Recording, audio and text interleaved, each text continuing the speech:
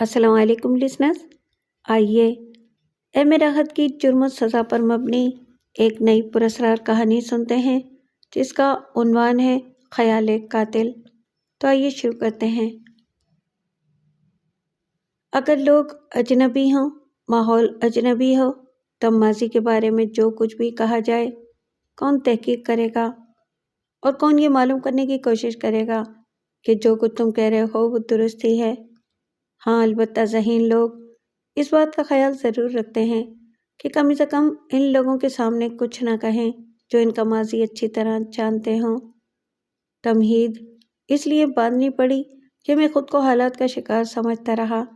पहले मैंने अपने बारे में ये सोचा था कि किसी से कुछ कहना हिमाकत है कि मेरा माजी क्या था। लोग मुझसे पूछते थे कि कहाँ के रहने वाले हो, तो मैं अपने वतन का नाम बता दिया करता था। किसी ने अगर इसरार किया कि मेरे ख़ानदानी हालात क्या थे तो थोड़ा बहुत बता दिया, लेकिन आम तौर से कोशिश यही करता था कि तफसीलात बताने से गुरेज करूं। वैसे यूं भी माजी मेरे नज़दीक बेजान चीज़ है। मुमकिन है कि आप इसे इत्तफाक ना करें, लेकिन मेरे नज़दीक ये ठोस हकीकत है। माजी गुजरा हुआ वक्त है जो अपना नहीं होता, और हाथ से निकली हुई चीज़ के बारे में क्या सोचना या गुजरे हुए लम्हात को दोहराने से क्या फ़ायदा। खैर, ये तो थी माजी की बात। अब अगर मैं बरसबीले तज़किरा आपको ये बात बता दूं कि ज़िंदगी के इब्तिदाई साल बहुत अच्छे अंदाज में गुजरे थे। वालिद साहब अच्छे खाते पीते आदमी थे, इसलिए इस किस्म के लोगों की औलादें जिस अंदाज में परवान चढ़ती हैं वो फितरी चीज़ है। इसके बारे में तफसीलात बताना हिमाकती है। जवानी आई तो बहुत सारी मुश्किलात पैदा हो गईं। इस वक्त मेरी उम्र तकरीबन 21 साल थी जब वालिद साहब ने मेरी शादी का मंसूबा बनाया। शादी कर दी गई। सुरैया मेरे लिए किसी रवायती महबूब का दर्जा नहीं रखती थी, बस ख़ानदानी की लड़की थी। सूरत शक्ल की अच्छी खासी थी, और चूँकि मैंने इस वक्त तक औरत के बारे में कुछ सोचा नहीं था, लोग शादी करते थे, वालिदैन करा देते थे, यही तरीक़ाकार था और यही रवायत। चुनांचे मैंने भी शादी कर ली। हाँ, सुरैया के आने के बाद मेरे जहन में कुछ तब्दीलियाँ ज़रूर पैदा हुईं। वो मुझे अच्छी लगने लगी। ज़ाहिर है तन्हाइयों की साथी थी, हर दुख दर्द की शरीक, और यूं भी वो बहुत अच्छी औरत थी। चुनांचे वालिदैन की ख्वाहिश में मेरी पसंद भी शामिल हो गई। सुरैया के साथ शादी किए हुए 2 या 2.5 साल ही गुजरे थे कि हालात ने अचानक पलटा खाया। तकसीम के फसादात शुरू हो गए और हमारा इलाका भी फसादात से महफूज न रह सका। जो लोग बचपन से लेकर अब तक मुझसे प्यार करते आए थे, जिनमें किसी को चाचा, किसी को ताऊ, किसी को मामू, किसी को मामा कहा करता था, वही छुरियां, नेज़े और तलवारें लेकर आ गए और कत्ल गारत करी शुरू कर दी। न जाने कौन से जज्बे ने अपनी पुरानी तमाम बातें भुला दी थीं। मेरे वालिद को जिस शख्स ने कत्ल किया, इसे मैं चाचा कहा करता था। हमेशा वो हमारे घर आता था और बहुत ही प्यार और मोहब्बत से मिलता था, और मेरे पूरे घर वालों से भी उसका रवैया बहुत ही खूब था। वो खुद भी छोटा सा ज़मींदार था। अक्सर अपनी ज़मीनों से अनाज लेकर हमारे यहाँ आया करता था। हालांकि अल्लाह का दिया सब कुछ था, लेकिन हम इसे चाचा कहते थे।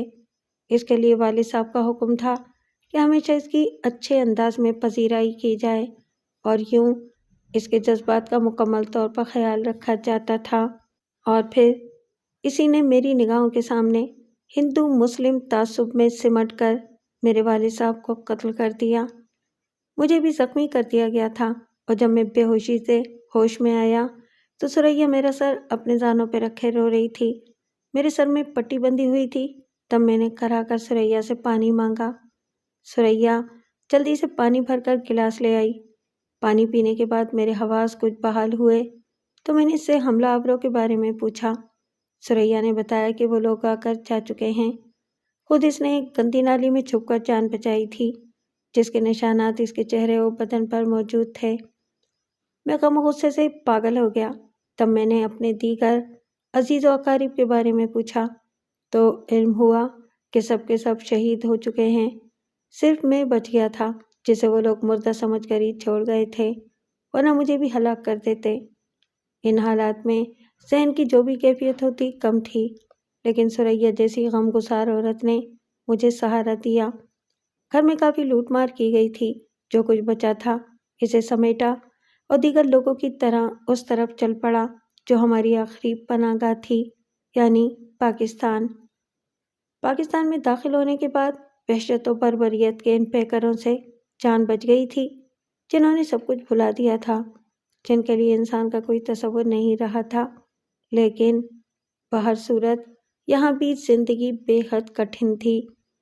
حالانکہ جس دور کی میں بات کر رہا ہوں اس دور میں مسافری کو کوئی اعلیٰ حیثیت حاصل نہیں تھی، لیکن زمیندار کے بیٹے کا شوق اس وقت پورا ہونا شروع ہو گیا تھا جس وقت سے اس نے شوق کا اظہار کیا تھا۔ ہاں، مجھے بچپن ہی سے فن مصوری سے دلچسپی تھی۔ چھوٹی موٹی تصویریں بنایا کرتا تھا۔ والد صاحب نے تصویریں دیکھیں، میرے ذوق کو سراہا اور میرے لیے باقاعدہ بندوبست کر دیا۔ ایک آرٹسٹ کو دہلی سے بلوایا گیا تھا اور اسے باقاعدہ ملازمت دی گئی۔ اچھی خاصی رقم دی جاتی تھی اور وہ آرٹسٹ مجھے تصویر کشی سکھاتا تھا۔ یوں رنگوں اور برشوں کے کھیل میں تھوڑے ہی عرصے میں کافی مہارت حاصل کر گیا، لیکن میں نے ذہن میں کبھی یہ سوچا بھی نہ تھا کہ یہ شوق کبھی پیشہ بھی بن سکتا ہے۔ پاکستان آنے کے بعد حالات چونکہ بہت خراب تھے، جسم پر موجود لباس کے علاوہ کوئی ایسی خاص چیز نہیں تھی جس سے زندگی کا باقاعدہ آغاز کیا جا سکے، لیکن یہاں بھی ثریا نے اپنی ذہانت اور محبت کا مظاہرہ کیا۔ اس نے بتایا کہ وہ اپنے زیورات یہاں تک لانے میں کامیاب ہو گئی ہے۔ گو ان زیورات کو یہاں تک لانے میں خاصی مشکلات کا سامنا کرنا پڑا تھا، لیکن زیورات دیکھ کر جو ڈھارس بندی اس کے بارے میں کچھ بتا نہیں سکتا، یوں لگتا تھا جیسے نئی زندگی مل گئی ہو۔ میں نے کبھی قسم پرسی کا دور نہیں دیکھا تھا، ہمیشہ خوشگوار طریقے سے زندگی گزاری تھی، لیکن یہاں آنے کے بعد یہ خیال ذہن میں ضرور پیدا ہوا کہ ثریا کو کیا کھلاؤں گا، خود کس طرح زندگی گزاروں گا۔ ظاہر ہے پاکستان ابھی خود پسماندہ تھا، اور ظاہر ہے وہ لوگ جو 1947 میں ہجرت کر کے پاکستان آئے ہیں اس بارے میں سوچ سکتے ہیں کہ اس وقت پاکستان اس قابل نہیں تھا کہ اس پر بوجھ بنا جائے۔ ثریا کے زیورات میری آنکھوں میں چمک بن گئے اور پھر ہم نے بہت ہی احتیاط کے ساتھ زندگی کا آغاز کیا۔ چھوٹی سی جگہ ایک چھوٹا سا مکان لے لیا۔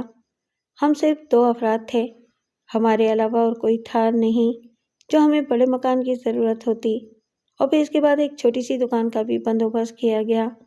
میں نے اور ثریا نے زندگی گزارنے کے بے شمار پروگرام بنائے تھے، اور اب ہم ان پروگراموں پر قدم بہ قدم چلنا چاہتے تھے۔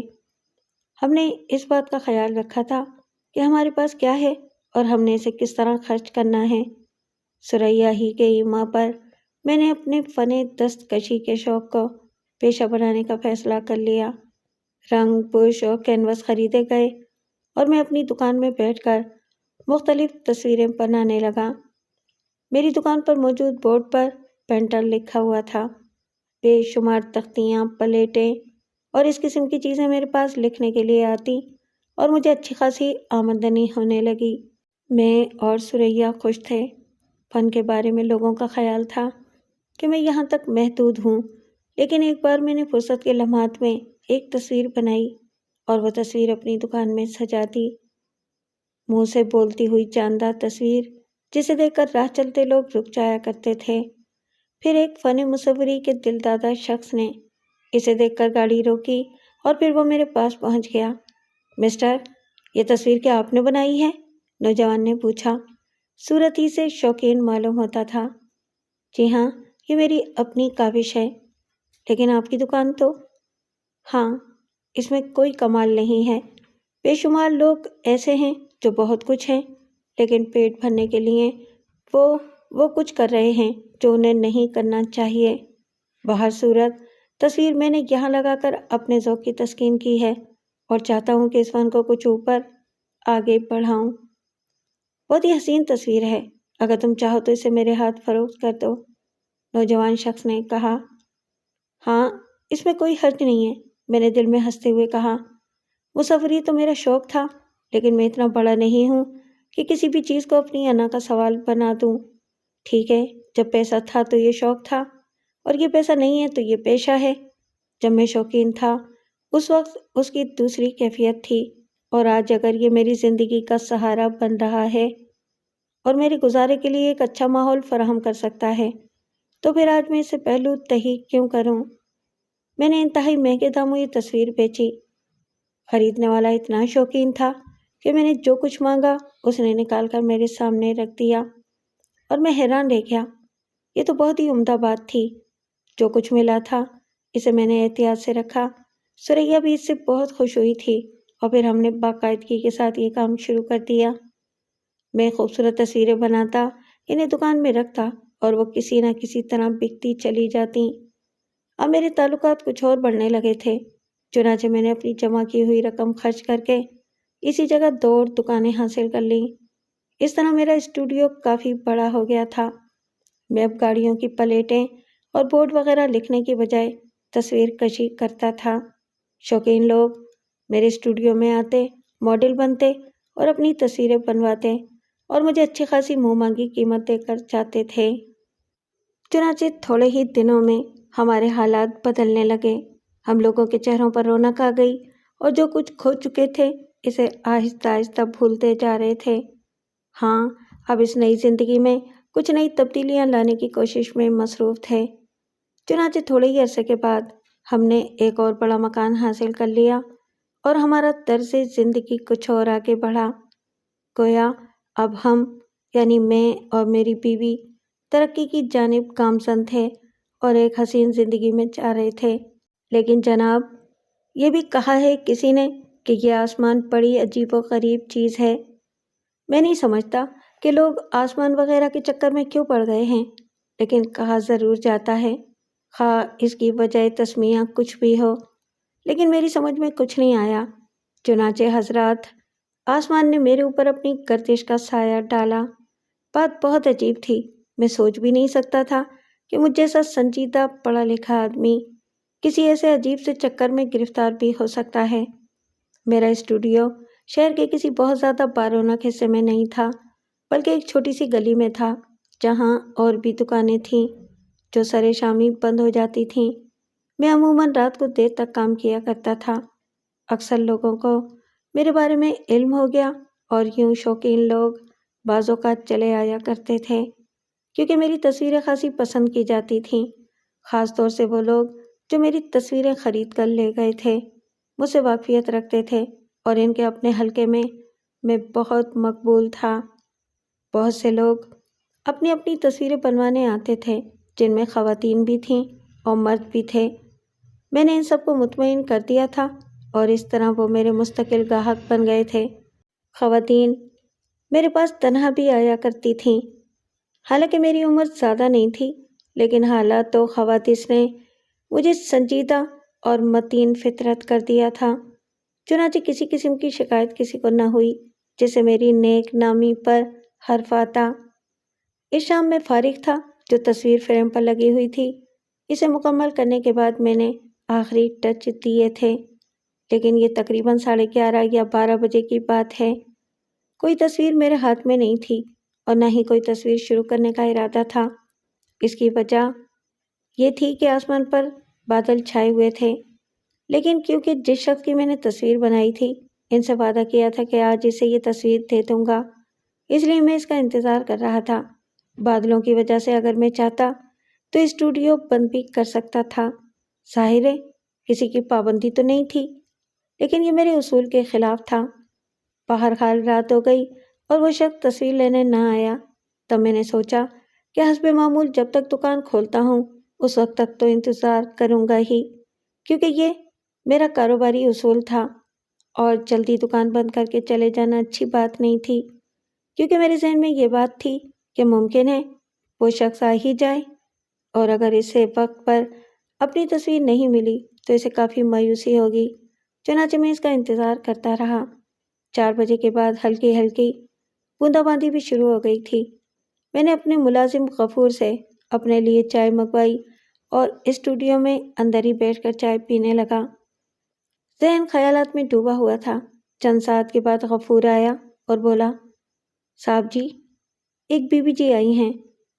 اوہو، بیوی ہیں یا صاحب بھی ہیں؟ نہیں جی، صرف بیوی ہیں۔ خیر، کوئی بات نہیں، کیا کہتی ہیں؟ آپ کو پوچھ رہی ہیں، غفور نے جواب دیا۔ بھیج دو، میں نے کہا اور چائے کا آخری گھونٹ لے کر پیالی ایک طرف رکھ دی۔ پھر سگریٹ کے پیکٹ سے سگریٹ نکال کر ہونٹوں میں رکھا اور اسے سلگانے لگا، اور اسی وقت وہ اندر داخل ہوئی۔ شاعرانہ باتیں کرنا میرے لیے مشکل کام نہیں ہے، کیونکہ مصوری اور شاعری خاصی نزدیکی چیزیں ہیں۔ عورت کے حسن کی تعریف میں برش لے کر کرتا ہوں، جبکہ شاعر حضرات قلم سے کرتے ہیں۔ مجھ میں اور ان شاعروں میں فرق صرف یہی ہے کہ وہ الفاظ میں شاعری کرتے ہیں اور میں لکیروں میں۔ لیکن وہ عورت جو اندر آئی تھی ایک مجسم غزل تھی، سلک کا سادہ سا سفید لباس پہنے، بال کھولے ہوئے، مجموعی طور پر حسن و پاکیزگی کا ایک اعلیٰ شاہکار تھی۔ شکل و صورت سے ایک عجیب سی پراسرار کیفیت ٹپکتی تھی۔ ویسے میرے خیال کے مطابق وہ کسی اچھے گھرانے ہی کی تھی اور یقیناً کسی لمبی کار میں آئی ہوگی۔ بہرحال میں نے اٹھ کر اس کی پذیرائی کی، لیکن وہ دروازے میں کھڑی ہو گئی اور غور سے مجھے دیکھنے لگی۔ دیکھتی رہی، اس کا انداز خاصا پراسرار تھا۔ میں خجالت سی محسوس کرنے لگا۔ چند ساتھ اسی طرح گزر گئے، تب میں نے سکوت کو توڑتے ہوئے کہا، تشریف لائیے خاتون، آپ کس سوچ میں ڈوب گئیں؟ ہاں، وہ چونک پڑی، پھر وہ آہستہ آہستہ آگے بڑھی تو مجھے احساس ہوا کہ اس کی چال بھی بے حد عجیب ہے، کھوئی کھوئی مست مست سی چال، جسے قدم نہ اٹھا رہی ہو، یا جیسے اس کے پاؤں میں اسکیٹنگ شوز بندھے ہوئے ہوں، یا پھر وہ ہوا میں تیر رہی ہو۔ آگے بڑھ کر وہ ایک جگہ پہنچی، میں نے اسے بیٹھنے کا اشارہ کیا، تب میں اس سے تھوڑے فاصلے پر ایک کرسی پر بیٹھ گیا۔ وہ مجھے اب بھی اسی انداز میں دیکھے جا رہی تھی۔ عجیب کھویا سا انداز تھا، آنکھیں میری جانب نگراں تھیں۔ اس کے اس عجیب رویے سے میں خاصا الجھ گیا تھا۔ پھر میں نے اس سے دوسرا سوال کیا، آپ جس کام سے تشریف لائی ہیں، براہ کرم آپ مجھے اس کام سے آگاہ کریں، اور ہاں، آپ کیا پئیں گی؟ ویسے میرا خیال ہے کہ اس خون کو موسم میں آپ کے لیے چائے بہتر ہوگی۔ جی نہیں شکریہ، اس نے تھکی تھکی آواز میں کہا، اور میں نے گہرے سانس لیتے ہوئے اس کی جانب دیکھا۔ تکلف کی ضرورت نہیں خاتون، اگر آپ چائے کی ضرورت محسوس کر رہی ہیں تو میں ملازم کو آواز دوں؟ جی نہیں، میں نے کہا نا شکریہ، اس نے جواب دیا، اور میں گردن ہلا کر رہ گیا۔ پھر آہستہ سے بولا، جی میں آپ کی کیا خدمت کر سکتا ہوں؟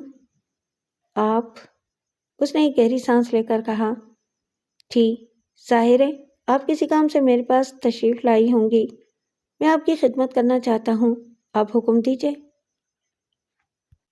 لڑکی جتنی خوبصورت تھی، اسے دیکھ کر کسی مصور کے ذہن کی جو کیفیت ہو سکتی تھی وہی میری بھی تھی، لیکن بہر صورت میں اپنے فن سے مخلص تھا، اپنے پیشے سے مخلص تھا، اور اپنے حالات کے بارے میں بہتر طور پر جانتا تھا، اور سب سے بڑھ کر یہ کہ میں اپنی بیوی کی امانت تھا، جانتا تھا کہ میں شادی شدہ ہوں، اور سریا میری زندگی کی بہترین رفیق ہے، میرے لیے ایثار کرنے والی، ہر قدم کی ساتھی، جلوتوں کی رفیق، خلوتوں کی امین۔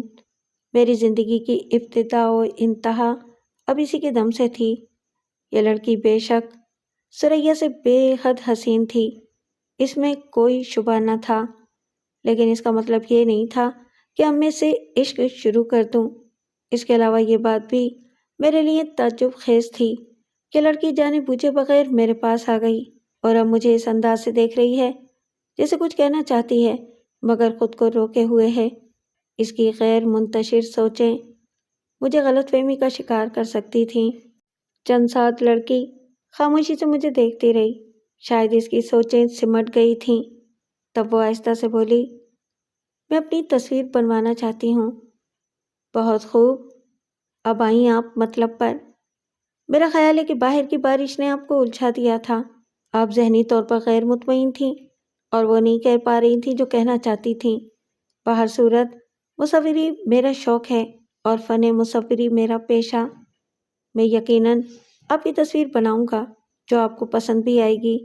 اس سلسلے میں ہمیں ضروری امور پر گفتگو کر لینا چاہیے۔ کیا آپ میری اس صاف گوئی کو پسند کریں گی؟ جی ہاں، اس نے آنکھیں بند کر کے کرسی کی پشت سے ٹکتے ہوئے کہا۔ خاتون، آپ کچھ تھکی تھکی سی محسوس ہوتی ہیں۔ اگر ناگوار خاطر نہ ہو تو میں آپ سے عرض کروں کہ آپ کچھ پی لیں۔ ہمارے سامنے والے ہوٹل میں چائے بہت اچھی ملتی ہے۔ میرا ملازم غفور ابھی چند ساعت کے بعد آپ کو چائے پلائے گا۔ اس دوران ہم گفتگو بھی کریں گے اور دوسرے امور بھی طے ہو جائیں گے۔ جی نہیں شکریہ، میں چائے نہیں پیتی۔ کچھ اور؟ کچھ بھی نہیں، اس نے ناز بھرے انداز میں اپنے جملوں پر زور دیتے ہوئے کہا اور وہ خاموش ہو گیا۔ میرے ہونٹوں پر خفیف سی مسکراہٹ پھیل گئی۔ سیدھی معلوم ہوتی ہیں آپ، میں نے کہا اور پھر معذرت آمیز انداز میں اسے دیکھنے لگا۔ مجھے اس قدر جرأت نہیں کرنی چاہیے تھی، میں نے سوچا، لیکن لڑکی کے چہرے پر ناگواری کا کوئی تاثر نہیں تھا۔ وہ بدستور آنکھیں بند کیے کرسی کی پشت سے ٹکی ہوئی تھی۔ میں نے اس کے خد و خال کو دیکھا، اس کے حسین سراپے کو دیکھا اور میری نظریں اس کے جسم کے مرمری حصوں پر جا ٹکیں۔ واقعی بے حد حسین لڑکی تھی اور بلا شبہ میں اس کی خوبصورت ترین تصویر بنا سکتا تھا۔ پھر گفتگو شروع کرنے کی خاطر کہا، خاتون، آپ کو میرا پتہ کہاں سے معلوم ہوا؟ میرے سوال پر لڑکی نے آنکھیں کھول دیں۔ وہ دیر تک یک ٹک مجھے دیکھتی رہی، پھر اس کی آنکھوں میں عجیب سی اداسی تیر گئی۔ تمہارا پتہ؟ اس نے آہستہ سے کہا۔ جی یقیناً، آپ کی کسی دوست نے مجھ سے تصویر بنوائی ہوگی۔ اتفاق سے خاتون، میری یادداشت بہت اچھی ہے۔ اگر آپ ان خاتون کا نام لے لیں جنہوں نے آپ کو میرے پاس بھیجا ہے تو میں یقیناً انہیں پہچان لوں گا، ان کے خد و خال تک آپ کو بتا دوں گا۔ تمہاری یادداشت بہت اچھی ہے، اس نے ہلکی سی مسکراہٹ کے ساتھ پوچھا۔ ہاں، میرا بھی یہی خیال ہے اور شاید صحیح بھی ہے، میں نے جواب دیا۔ تو پھر مجھے پہچانو۔ جی؟ میں نے تعجب سے پوچھا۔ ہاں ہاں، مجھے پہچانو۔ لیکن میں گڑبڑا سا گیا۔ تمہارا نام شکیل ہے نا؟ جی ہاں، لیکن کیا آپ مجھے جانتی ہیں؟ جی ہاں، میں آپ کو اچھی طرح جانتی ہوں، بہت اچھی طرح، لیکن اس حیثیت میں نہیں۔ کیا مطلب؟ میں نے تعجب سے پوچھا اور وہ جیسے چونک پڑی، پھر آہستہ سے ترنم ریز لہجے میں ہنس پڑی۔ کوئی مطلب نہیں آرٹسٹ، ہاں تم باتیں بہت کرتے ہو۔ دراصل باہر بارش ہو رہی ہے اور موسم کچھ ایسا ہو گیا ہے کہ ذہنی طور پر کاروبار کے لیے تیار نہ تھا۔ اب آپ تشریف لائی ہیں تو جس قسم کی گفتگو آپ پسند فرمائیں۔ دراصل یہ گفتگو کاروبار سے ہٹ گئی تھی۔ ذاتی طور پر میں نے آپ سے بہت سی باتیں کی، لیکن مجھے افسوس ہے کہ یہ باتیں آپ کو ناگوار گزر رہی تھیں۔ ارے نہیں، اس انداز میں مت سوچو آرٹسٹ، اس انداز میں مت سوچو شکیل، دراصل میں بھی بے تکلفی کی عادی ہوں۔ جی، میں نے ہونٹ سکیڑ کر کہا۔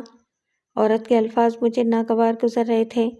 ظاہر ہے، فطرتاً تو میں کاروباری آدمی نہیں تھا، میری اپنی بھی کوئی شخصیت تھی۔ اب تک میں خود کو کوئی زیادہ حیثیت نہیں دے سکا تھا کیونکہ حالات ہی ایسے تھے، لیکن گئے زمانے میں بھی اپنی پسند کی باتیں کیا کرتا تھا، اپنی مرضی سے بولتا اور سنتا تھا، لیکن اب بہر صورت میں نے ان تمام خیالات کو ذہن سے نکال دیا اور پھر اس کی جانب دیکھنے لگا۔ ٹھیک ہے خاتون، تو میری خواہش ہے کہ آپ اس سلسلے میں کاروباری معاملات طے کر لیں۔ ٹھیک ہے خاتون۔ کاروبار کاروبار کاروبار، کیا تمہارے ذہن پر کاروبار بہت زیادہ سوار ہے؟ اس نے جھنجھلائے ہوئے انداز میں کہا۔ ہونا بھی چاہیے، ظاہر ہے آپ میرے پاس تشریف لائی ہیں میری گاہک کی حیثیت سے۔ اس صورت میں اگر آپ سے کاروبار کی باتیں نہ کروں تو پھر کیسی باتیں کروں؟ اور اگر دوسری صورت میں دوسری باتیں کروں بھی تو یقیناً وہ آپ کو پسند نہیں آئیں گی۔ آپ بھی کسی ایسے آدمی سے بے تکلف ہونا پسند نہیں کریں گی جو آپ کا کوئی بھی نہ ہو۔ ایسی صورت میں خاتون، مجھے ان باتوں کے علاوہ کیا کرنا چاہیے؟ اوفو، ذرا سی بات کو افسانہ بنا دیتے ہو، ہمیشہ کی عادت ہے تمہاری۔ جی؟ میں تعجب سے چونک پڑا۔ وہ تو ایسے بات کر رہی تھی جیسے وہ برسوں کی شناسا ہو، میری ساری فطرت سے اچھی طرح واقف ہو، لیکن میں اسے پہچان نہیں رہا تھا، اور پھر اس کی عمر سوال ہی نہیں پیدا ہوتا تھا کہ اس کا میری زندگی سے کوئی تعلق ہو۔ وہ بالکل نوجوان تھی، اس کی زیادہ سے زیادہ عمر 19 یا 20 سال رہی ہوگی، یا ممکن ہے اس سے کچھ زیادہ ہو۔ خد و خال سے کوئی خاص اندازہ نہیں ہو پا رہا تھا، لیکن اس کے باوجود میں نے اسے کہیں نہیں دیکھا تھا۔ کیا آپ مجھے ذاتی طور پر جانتی ہیں؟ ہاں، اس نے جواب دیا، اور یہ لمحہ میرے لیے پھر چونکنے کا تھا۔ میرے ذہن کے کسی خانے میں اس لڑکے کا تصور کوشش کے باوجود ابھر نہ پا رہا تھا۔ میں نے اس کی جانب دیکھا، اس کی آنکھوں میں عجیب سی کیفیت سمٹ آئی تھی، اور یہ کیفیت پھر مجھے الجھن میں مبتلا کرنے لگی۔ میں مصور تھا، چہرے کی لکیروں سے، آنکھوں کے رنگوں سے، ہونٹوں کی لرزش سے، کانوں کی لوؤں سے، ہونٹ ہلنے کے انداز سے، جذبات کی عکاسی کیا کرتا تھا۔ چنانچہ ان آنکھوں کی کیفیت کو میں کیوں نہ سمجھتا، اور یہ کیفیت بڑی حد تک الجھا دینے والی کیفیت تھی۔ خود سپردگی تھی اس کیفیت میں، دعوت تھی اس کیفیت میں، جو میرے لیے بظاہر غیر پسندیدہ تھی۔ اس کی آنکھوں کے ڈورے رنگین ہو رہے تھے، اور چمکتی ہوئی آنکھوں میں پیار کا سا انداز تھا۔ میں بوکھلا کر رہ گیا۔ دوسرے لمحے میں نگاہیں نیچی کر چکا تھا، تو میں آہستہ سے بولا، آپ اپنی تصویر کب بنوائیں گی؟ جب تم بنا دو، اس نے جواب دیا۔ دیکھیں خاتون، میرا تو پیشہ ہی ہے یہ۔ میں دوسرے لوگوں کی مانند اپنے گھر بھی جا سکتا تھا، لیکن میرے حالات مجھے اس کی اجازت نہیں دیتے۔ میں اس لیے یہاں بیٹھا ہوا تھا کہ گاہک آئے اور مجھے کاروباری گفتگو کرے تاکہ میرا کاروبار چلے۔ جانتی ہیں کیوں؟ اس لیے کہ میں نے زندہ رہنا ہے، اور اب آپ تشریف لائی ہیں۔ آپ حکم دیں، میں شروع کر دوں۔ اور ہاں، کس قسم کی تصویر بنوائیں گی آپ؟ اس کا فیصلہ بھی تم خود ہی کر لو، اس نے تھکے تھکے سے انداز میں کہا۔ جی بہت بہتر۔ باقی تو معاملات۔ میں سے سوالات کر رہا تھا، اور وہ بدستور مجھے گھورے جا رہی تھی۔ اس نے آنکھیں دوبارہ کھول لی تھیں، البتہ گردن کرسی کی پشت سے بدستور ٹکی ہوئی تھی۔ اس انداز میں تکنے سے اس کے دونوں ہونٹ خفیف سے کھل گئے تھے، جس سے دو دانت باہر جھانک رہے تھے، اور اس انداز میں وہ بڑی ہی دلکش لگ رہی تھی۔ لیکن میں اسے صرف ایک مصور کی نگاہ سے دیکھ رہا تھا، کسی عاشق کی نگاہ سے نہیں، کسی ایسے حوث پرست مرد کی نگاہ سے نہیں جو عورتوں کو دیکھ کر دیوانے ہو جایا کرتے ہیں۔ ہاں جناب، میں دعوے سے کہتا ہوں کہ عورت کو دیکھ کر جنسی فطرت میرے اندر کبھی نہیں ابھری۔ ثریا بہر طور میرے لیے بھرپور عورت تھی، اور میں اس کے علاوہ کسی اور کو اس انداز میں نہیں دیکھ سکتا تھا۔ تھوڑی دیر کے بعد وہ خود سنبھل کر بیٹھ گئی اور بولی، معاف کرنا مصور، میں نے تمہیں تکلیف دی۔ دراصل تمہارا سوچنا ہی درست ہے۔ باہر کے موسم نے اور تمہارے اس اسٹوڈیو کی خوابناک سی فضا نے مجھے بڑا متاثر کر دیا تھا، اور میرے اندر اس میں لالسا پیدا ہو گیا تھا۔ بہر صورت اب میں ٹھیک ہوں۔ ہاں تو تم ایک تصویر بنانے کا کتنا معاوضہ لیتے ہو؟ خاتون، ظاہر ہے آپ شوقین فن کے قدردان بھی ہوتے ہیں۔ اگر میری بنائی ہوئی تصویر آپ کو پسند آ جائے تو آپ کے حالات آپ کو جس قدر بھی اجازت دیں آپ مجھے معاوضہ ادا کر دیجیے گا۔ البتہ میں پہلے سے کسی معاوضے کا تعین نہیں کروں گا، میں نے کہا۔ آپ تکلف سے کام لے رہے ہیں مصور؟ نہیں، بات دراصل یہ ہے کہ ہم لوگ انسانوں کو پہچاننے کی صلاحیت رکھتے ہیں، اور بعض لوگوں سے کاروباری گفتگو نہیں کی جا سکتی۔ اس میں بعض اوقات اپنا بھی نقصان ہو جاتا ہے۔ اگر آپ کچھ زیادہ دینا چاہیں اور میں ازراہ اخلاق آپ کو کم بتاؤں، اور بعد میں مجھے یہ احساس ہو جائے کہ میں آپ سے جو مانگتا آپ دے دیتی، تو پھر اس گھاٹے میں بہر طور افسوس رہتا ہے۔ چنانچہ آپ تصویر دیکھ لیں، اور بعد میں آپ جو کچھ عنایت فرمائیں گی مجھے قبول ہوگا۔ واہ، تم تو انسان شناس ہو۔ ہاں، دعویٰ تو یہی کرتا ہوں۔ غلط دعویٰ ہے، وہ آہستہ سے بولی۔ کیوں؟ میں نے پوچھا۔ وہ ہنس دی، پھر بولی، خیر چلو معاوضے کی بات تو چھوڑو۔ ہاں یہ بتاؤ، کب سے بناؤ گے میری تصویر؟ وہ میری بات کو صاف ٹال گئی تھی۔ جب آپ حکم دیں۔ کل سے؟ جی بہتر، کل سے بنانا شروع کر دوں گا۔ ہمیں اپنے رجسٹر میں آپ کا نام درج کر لوں۔ جی ہاں۔ تب ٹھیک ہے، آپ مجھے وقت بتا دیں جس وقت آپ تشریف لائیں، میں اس وقت میں آپ کو بک کر لوں۔ پورا دن کام کرتے ہو؟ اس نے سوال کیا۔ ہاں، بعض اوقات جب زیادہ کام ہوتا ہے۔ فرض کرو میں روزانہ تمہارے پاس 1 گھنٹے کے لیے آیا کروں تو کیا تمہارے کاروباری معاملے میں کوئی حرج ہوگا؟ بالکل نہیں، ظاہر ہے وہ گھنٹہ آپ کے لیے مخصوص ہوگا۔ کتنے دن میں بن جائے گی میری تصویر؟ بس زیادہ سے زیادہ 1 ہفتہ لگ جائے گا۔ گویا 1 ہفتہ 8 گھنٹے، مجھے تمہارے ساتھ صرف 8 گھنٹے ملیں گے۔ اس کے بعد میں کیا کروں گی؟ جی میں سمجھا نہیں۔ ٹھیک ہے مصور، تو پھر کل کوئی وقت طے کر لو۔ ہاں، کیا یہ ممکن ہے کہ میں کسی مخصوص وقت پر تمہارے پاس نہ آیا کروں؟ ہاں، جب مجھے فرصت نہ ہو تو میں اوقات بدل لوں۔ خاتون، یہ تو مناسب نہ ہوگا۔ ویسے میں آپ کو ایک پیشکش بھی کر سکتا ہوں، میں نے کہا۔ کیا؟ وہ یہ کہ اگر آپ کو خود آنے میں تکلیف ہو یا آنا آپ کے لیے غیر پسندیدہ ہو تو آپ کوئی اپنا خوبصورت سا فوٹوگراف مجھے دے دیں، میں اسے آپ کی تصویر بنا دوں گا، میں نے کہا۔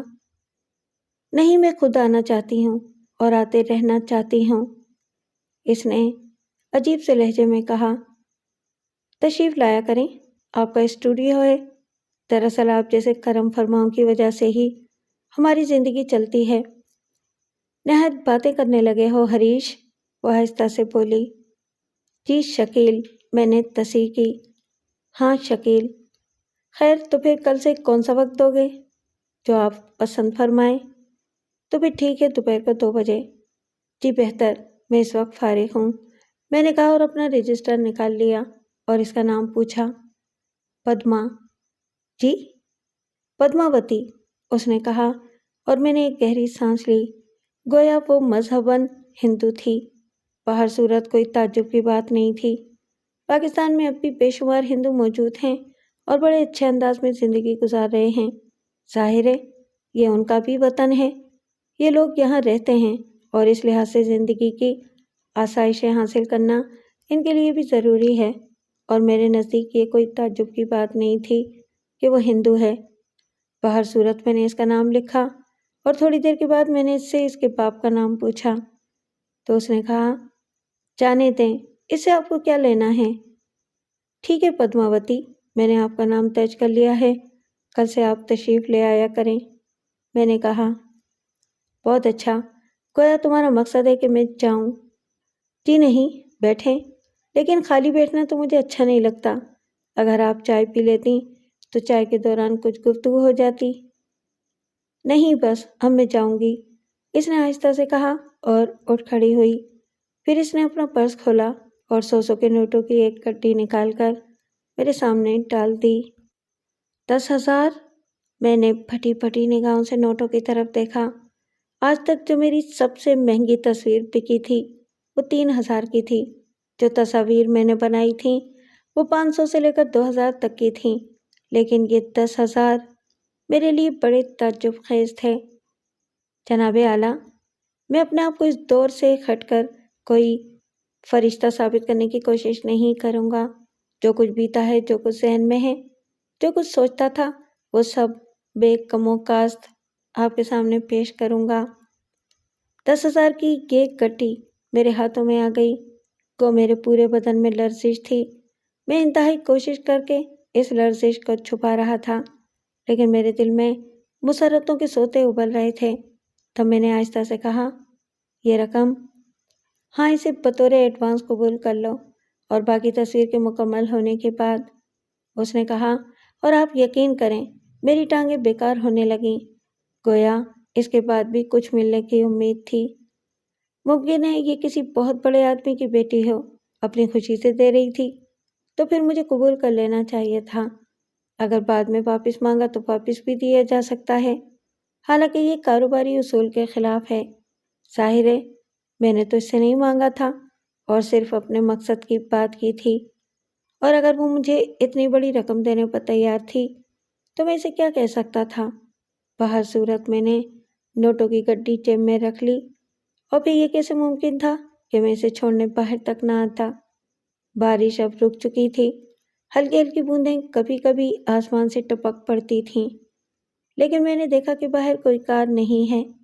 اس نے آہستہ سے میری جانب دیکھا اور الوداعی نظروں سے دیکھتی ہوئی آگے بڑھ گئی۔ میں تعجب سے اس کو دیکھتا رہا تھا۔ بھلا یہ بھی کوئی پوچھنے کی بات تھی کہ خاتون آپ کی گاڑی کہاں ہے، یا میں آپ کے لیے ٹیکسی وغیرہ کا بندوبست کر دوں؟ یہ تو حد سے آگے بڑھنے والی بات تھی، اور میں حد سے آگے بڑھنا پسند نہیں کرتا تھا۔ اس کی نگاہوں سے جو کچھ میں نے محسوس کیا تھا وہ اب بھی میرے ذہن میں خلیش بن کر چھپا ہوا تھا۔ وہ سیدھی جاتی رہی اور تھوڑی دیر بعد میری نگاہوں سے اوجھل ہو گئی۔ میں جلدی سے اندر آ گیا تھا۔ اس کا پیار بھرا انداز، اس کی اپنائیت آمیز گفتگو میرے ذہن میں ابھر آئی۔ بہر صورت میں نے سر کو جھٹکا اور کرسی پر گر کر گہری گہری سانسیں لینے لگا۔ جو کچھ ہوا تھا وہ میرے لیے تعجب خیز تھا۔ لڑکی بلا شبہ پراسرار تھی، لیکن مجھے اس کی پراسراریت سے کیا واسطہ؟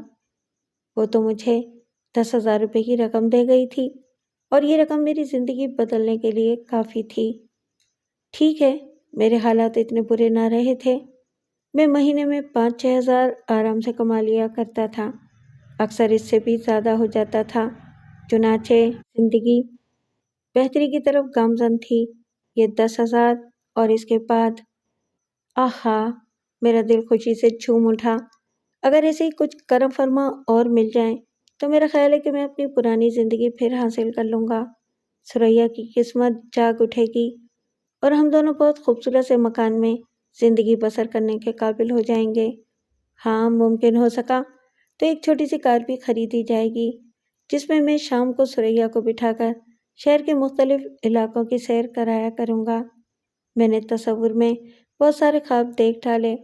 اب دکان میں بیٹھنے کی ہمت بھی نہ رہی تھی۔ اس رقم کو ہضم کرنا مشکل ہو رہا تھا، اور پھر بار بار یہ تصور بھی آ رہا تھا کہ اس کے بعد اور رقم بھی ملے گی۔ چنانچہ میں نے کاروباری اصول کو بالائے طاق رکھا اور جلدی جلدی دکان بند کرنے لگا۔ ثریا نے اتنی بڑی رقم دیکھی تو وہ بھی خوشی سے دیوانی سی ہو گئی تھی۔ میں نے اسے تفصیل بتائی، لیکن ذرا سی رد تو بدل کر کے۔ میں نے اس حسین سی لڑکی کا تذکرہ ضرور کیا، لیکن اس کے انداز کے بارے میں کچھ نہ بتایا۔ ظاہر ہے ثریا بھی عورت تھی، اور میں بھی اتنا نہ تجربہ کار نہیں تھا کہ اس کے ذہن میں کسی شک و شبے کو جنم دیتا، جبکہ عورت ذات خود ہی بہت شکی ہوتی ہے۔ چنانچہ اس نے مسکرا کر میری جانب دیکھتے ہوئے کہا، کہیں کوئی اور معاملہ تو نہیں ہے؟ کیا مطلب؟ میں چونک پڑا۔ کیا سمجھتے ہو خود کو؟ میری آنکھوں سے دیکھو، اب بھی بہت سی نثار ہونے کو تیار ہوں گی۔ کیا ٹینٹیں لگا رکھی ہے ثریا؟ بجائے اس کے کہ تم رقم کو دیکھ کر خوشی کا اظہار کرو، تم اس قسم کی باتیں کر رہی ہو؟ میں نے کسی قدر برا ماننے والے انداز میں کہا۔ ارے آپ برا کیوں مان رہے ہیں؟ اس میں تو آپ کی تعریف کا ہی پہلو ہے۔ نہیں، مجھے ایسی تعریف نہیں چاہیے۔ میرے سامنے اگر کوئی آسمان سے حور بھی اتر آئے تو میں اسے نگاہ بھر کر نہ دیکھوں گا۔ کیا سمجھتی ہیں آپ مجھے؟ میرا اپنا بھی تو کوئی کردار ہے۔ میں جانتی ہوں شکیل، مذاق کر رہی تھی۔ اس میں آپ برا مان گئے؟ ثریا نے پیار بھرے لہجے میں کہا۔ جی نہیں، میں تو آپ کو آزما رہا تھا۔ اچھا ثریا، ایک بات تو بتاؤ کہ اگر میری زندگی میں کوئی ایسی عورت داخل ہو جائے تو تم کیا کرو گی؟ کچھ نہیں کروں گی شکیل۔ میرا شکیل ہے ہی اتنا شکیل کہ ہر کوئی اسے چاہ سکتا ہے، ثریا نے پیار بھرے لہجے میں کہا۔ لیکن مجھے بام ثریا پر پہنچانے والی ثریا ہی ہے، اور اس کے علاوہ مجھے کسی کی چاہت کی فرصت نہیں ہے، میں نے اسے قریب تر کر کے کہا، اور ثریا ہنسنے لگی۔ بہر صورت وہ دن ہمارے لیے کافی خوشی کا دن تھا، بلکہ ایک طرح سے تو میں یہ کہوں گا کہ ابر رحمت واقعی میرے لیے ابر رحمت بن کر آیا تھا۔ تو اتنا اچھا گاہک مل گیا۔ لیکن رات کو جب ثریا سو گئی تو میں نے اس لڑکی پر غور کیا۔ ثریا کی سوچ ایک حقیقت بھی رکھتی تھی۔ میں نے جو کچھ محسوس کیا تھا اس کا لب لباب یہی تھا کہ لڑکی کے ذہن میں کوئی خاص بات ضرور ہے، ممکن ہے وہ کوئی ایسی بگڑی ہوئی رئیس ذاتی ہو جس کے نزدیک 5، 10، 50 ہزار روپے خرچ کر دینا کوئی بات ہی نہ ہو۔ وہ اتفاقیہ ہی بارش سے گھبرا کر میرے اسٹوڈیو میں چلی آئی ہو اور پھر مجھے دیکھ کر اسے فلمی رومان کا شوق ہو گیا ہو۔ لیکن ایک بات سمجھ میں نہیں آئی تھی کہ وہ پیدل کیوں گئی تھی۔ اگر وہ کسی بڑے آدمی کی بیٹی ہوتی تو کار میں آئی ہوتی، لیکن ممکن ہے کہ واقعی کوئی ایسا حادثہ پیش آیا ہو کہ وہ چند ساتھ کے لیے پناہ لینے کے لیے میرے پاس آئی ہو، اور اس نے سوچا ہو کہ اسٹوڈیو ہے، چلو تصویر ہی بنوا ڈالیں۔ لیکن وہ میرا نام کیسے جانتی تھی؟ میرے خیالات بہت الجھے ہوئے تھے۔ اگر وہ میرا نام جانتی تھی تو پھر ظاہر ہے اس نے کہیں سے سنا ہوگا اور باقاعدہ میرے پاس آئی ہوگی، لیکن اس موسم میں اور اس انداز میں، وہ الجھی سی۔ ہوگا کچھ۔ جب میں پریشان ہو گیا تو میں نے اپنے خیالات کو جھٹکا۔ ہاں، مجھے تو تصویر بنانے سے قرض تھی، کل 2 بجے وہ آئے گی، اور میرا خیال تھا کہ میں ذاتی قسم کی گفتگو اس سے جس قدر ہو سکے کم کروں گا۔ وہ کافی بے تکلف لڑکی معلوم ہوتی ہے، اگر گلے پڑ گئی تو خواہ کی مصیبت بن جائے گی۔ بس تصویر بناؤں گا اور خشک رویہ اختیار کروں گا، اور اب تو چائے کے لیے بھی نہیں پوچھوں گا بے وقوف سے۔ اس وقت میں نے پوچھا تھا تو کتنی صفائی سے ٹال گئی تھی۔ نہ جانے کیسی لڑکی تھی۔ دیر تک میں اس کے خیالات میں الجھا رہا، اور جب نیند نے پلکیں جوڑ دیں تب وہ میرے ذہن سے نکلی۔ دوسری صبح میں حشاش بشاش تھا۔ آدمی کے جاگنے کے بعد کچھ اچھی باتیں ذہن میں آ جائیں تو دن خوشگوار گزرتا ہے۔ سریا سے خاصی نوک جھوک چلتی رہی۔ بڑی پیاری بیوی تھی، لیکن ابھی تک میری محبوبہ تھی، حالانکہ میری شادی کو کافی عرصہ گزر چکا تھا۔ بہر صورت میں وقت مقررہ پر اپنے اسٹوڈیو پر چل پڑا۔ اسٹوڈیو پہنچ کر میں نے دکان کھولی۔ گزشتہ روز کی بارش سے سڑکوں پر کچھ گندگی ہو گئی تھی، لیکن بہر صورت موسم میں خاصی خوشگوار کیفیت تھی۔ میں کرسی پر بیٹھ گیا اور اس کا انتظار کرنے لگا۔ کوئی اور بھی گاہک آ جاتا تو کوئی حرج نہیں تھا، حالانکہ میں یکسوئی سے کام کرنے کا عادی تھا، لیکن جب اس لڑکی نے مجھے اتنی بڑی رقم دی تھی تو میں سوچ رہا تھا کہ اسے بنا کر بھی کوئی شاہکار ہی دوں۔ دن کے تقریباً 12:30 بجے وہ شخص بھی آ گیا جس کی تصویر بنا کر رکھی تھی۔ اس نے مجھے ادائیگی کی اور اپنی تصویر دیکھ کر خوش ہو گیا۔ کچھ معمولی سی رد و بدل بھی کرائی تھی اس نے، جسے میں نے اسی وقت ٹھیک کر دیا، اور ان سارے کاموں میں تقریباً 1 بجے تک فارغ ہو گیا۔ اس کے بعد غفور 1 بجے کھانا لے آیا۔ میں نے کھانا کھایا اور کھانا کھانے کے بعد چند ساعت کے لیے آرام کرنے کی غرض سے کرسی پہ دراز ہو گیا۔ 2-3 سگریٹ پیے اور اس کے بعد گھڑی دیکھنے لگا۔ 2 بجنے میں صرف 2 منٹ باقی رہ گئے تھے، اور ابھی میں نے گھڑی پر سے نگاہیں ہٹائی بھی نہ تھی کہ دروازہ کھول کر وہ اندر آ گئی۔ آج وہ سیاہ رنگ کی ایک خوبصورت سی ساڑی میں ملبوس تھی۔ کل کی نسبت آج اس کے چہرے پر زیادہ خوشگواریت تھی۔ بال بھی خوبصورت انداز میں بنے ہوئے تھے۔ بہر صورت وہ تصویر کے لیے موزوں نظر آ رہی تھی، اور اگر میں اسے کسی مرد کی نگاہ سے دیکھتا تو بلا شبہ دل تھامنے کا سوال ہی پیدا نہ ہوتا تھا، کیونکہ ذہن میں کسی دوسرے کے لیے گنجائش ہی نہ تھی۔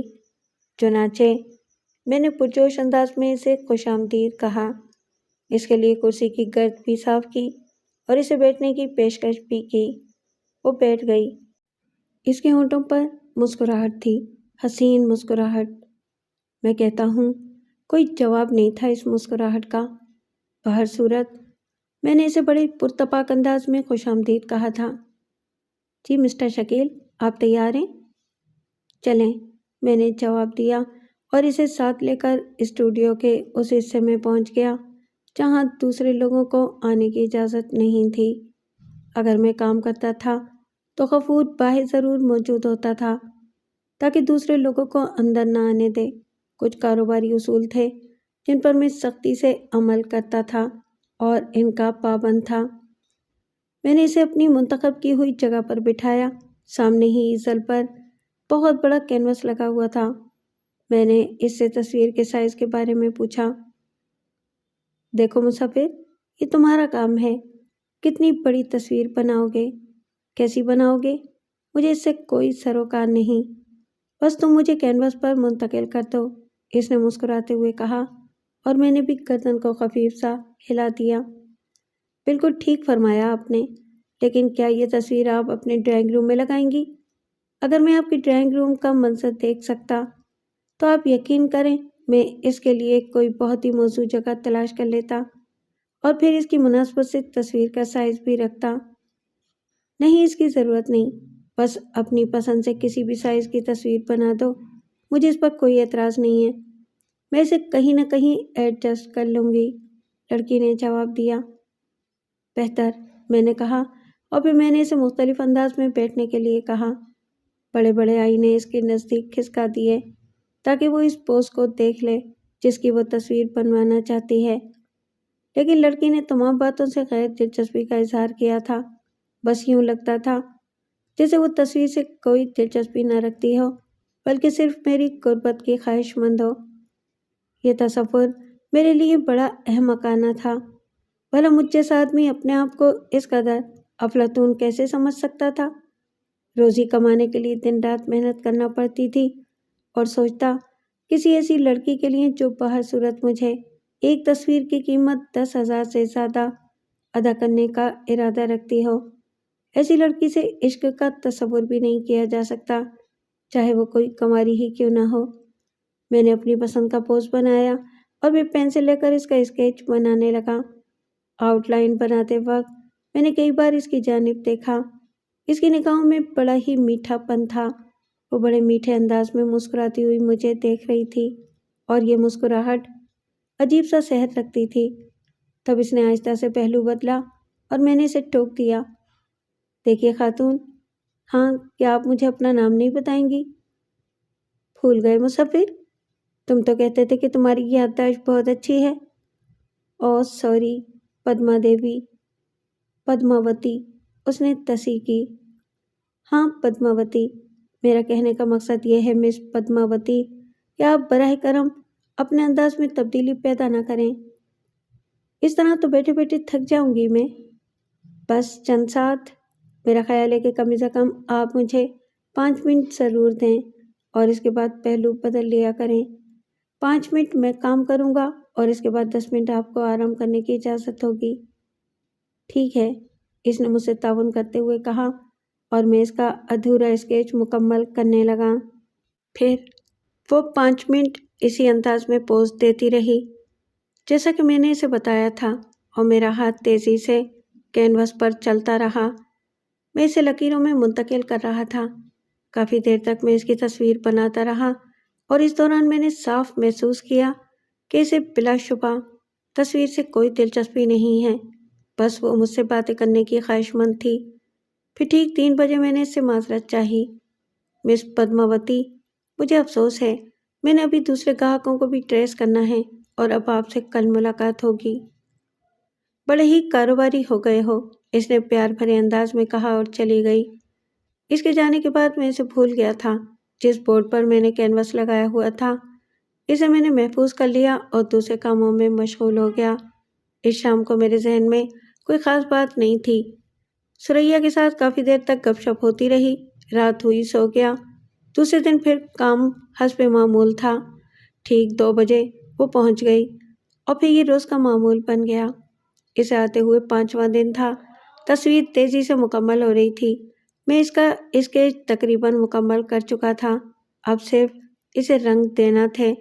میں نے اسکیچ اسے دکھایا اور اس نے پسندیدگی کا اظہار کرتے ہوئے کہا، میں نہیں جانتی کہ فن مصوری کیا ہے اور میں یہ بھی نہیں جانتی کہ تم نے ان لکیروں کا کھیل کیوں اپنا لیا ہے، لیکن بہر صورت جو کچھ تم بناؤ گے وہ اچھا ہی ہوگا، یہ تو تمہاری فطرت ہے حریش، اس نے آہستہ سے کہا اور میں چونک پڑا تھا۔ تب میں نے کہا، مس پدما، آپ اس سے پہلے بھی ایک بار مجھے حریش کہہ چکی ہیں، میں نے تعجب خیز لہجے میں کہا۔ ہاں، ابھی کچھ نہیں بتاؤں گی، پہلے میری تصویر مکمل کر لو۔ کیوں، کوئی خاص بات ہے کیا؟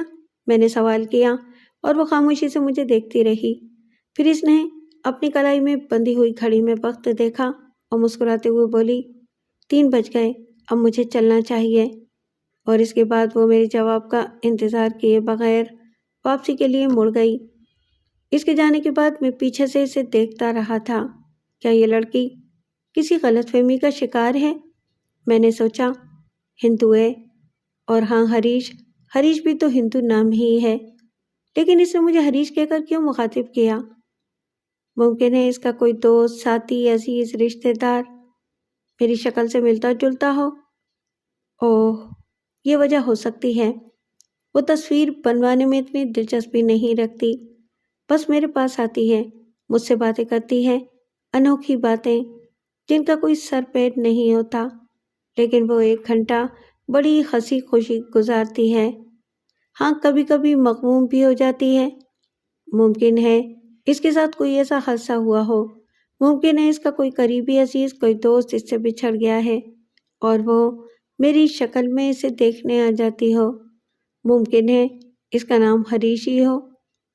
بہر صورت احتیاط شرط ہوتی ہے جناب۔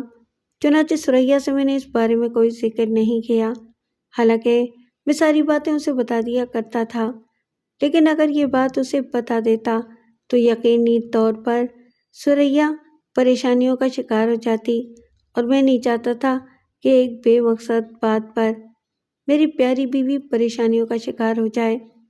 8ویں دن حسب وعدہ میں نے اس کی تصویر مکمل کر دی۔ میرے پاس کچھ اور نامکمل تصویریں بھی تھیں جو اس دوران میں نے مختلف لوگوں کے لیے شروع کی تھیں۔ کچھ اور لوگ بھی تھے جن کا میں کام کر رہا تھا، لیکن بہر صورت میں وقت پر کام کرنے کا عادی تھا۔ اس دن میں نے اس کی تصویر کو آخری رنگ دیا۔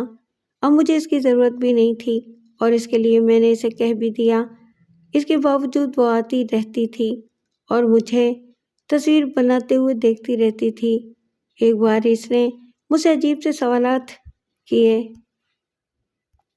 تم اس تصویر کو جو رنگ دے رہے ہو، کیا اس کا تمہارے ذہن سے کوئی تعلق ہے مصور؟ اس نے سوال کیا۔ ظاہر ہے گہرا تعلق ہے، میں نے جواب دیا۔ یعنی خاتون، میری خواہش ہے کہ میں ایک ایسی تصویر بنا کر آپ کو پیش کروں جس کا کوئی ثانی نہ ہو۔ اس کے لیے میں اس میں خوبصورت سے خوبصورت رنگ بھرنا چاہتا ہوں۔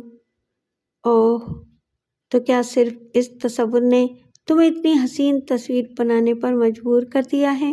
اس نے پوچھا۔ ظاہر ہے یہ میرا فن ہے۔ میں سمجھی تھی کچھ اور۔ کیا مطلب؟ میں سمجھی تھی کہ تم ان رنگوں کو اپنے دل میں سجا رہے ہو۔ آپ اس بات سے انکار تو نہیں کر سکتی؟ ظاہر ہے جس چیز سے دل نہ لگایا جائے وہ کبھی من پسند نہیں بن سکتی۔ ٹھیک ہے، اس دوران ایک بار بھی تمہیں میری صورت یاد نہیں آئی؟ اس بار اس نے ایک انوکھا سوال کیا۔ کیا مطلب ہے؟ تم مجھے مستقل دیکھتے رہے ہو ہریش۔ پدما دیوی، کیا آپ مجھے یہ بات نہیں بتائیں گی کہ آپ بار بار مجھے ہریش کہہ کر کیوں مخاطب کرتی ہیں؟